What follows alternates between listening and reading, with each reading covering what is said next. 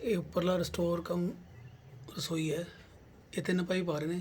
ਇੱਕ ਤਾਂ ਹੈਗਾ ਜਿਹੜਾ ਨੀਚੇ ਜਾ ਰਿਹਾ ਹੈ ਓਵਰਫਲੋ ਦਾ, ਦੂਜਾ ਜਿਹੜਾ ਮੋਟਾ ਪਾਈਪ ਜਾ ਰਿਹਾ ਉਹ ਜਾ ਰਿਹਾ ਆਪਣਾ ਟੈਂਕੀ ਵਾਲੇ ਪਾਣੀ ਦਾ, ਅਤੇ ਤੀਜਾ ਜਿਹੜਾ ਪਤਲਾ ਪਾਈਪ ਜਾ ਰਿਹਾ ਹੈ ਇਹ ਪਾਈਪ ਹੈਗਾ ਆਪਣਾ ਤਾਜ਼ੇ ਪਾਣੀ ਦਾ।